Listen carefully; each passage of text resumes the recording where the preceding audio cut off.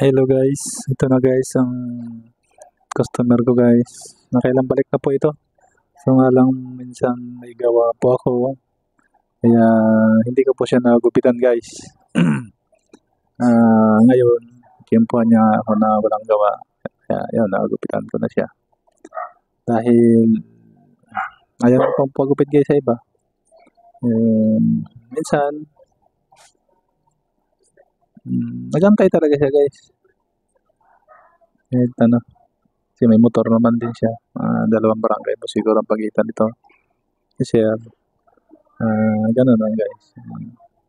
Ayan guys, ang gupit niya ngayon guys. Barber's cut po siya tawag dito sa Pilipinas. Nakasanayan kasi ng mga Pilipino.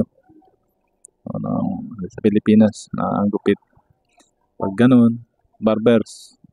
Yan, 3x4 ang yan ako dito. Kaya ganyan. Pero dati, ano yan, yung maiksi ngayon lang nagpagupit siya guys ng maiksi, medyo mataas na barbers pa siya.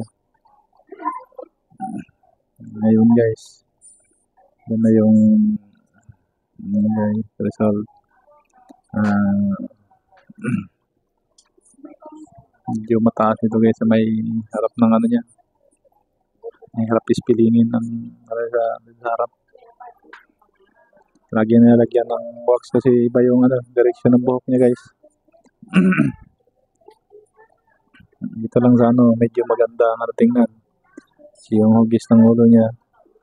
Hindi naman gano'n. Pero okay na. Pero pangit din yung guys. Guys, maraming salamat guys sa mga nanonood guys.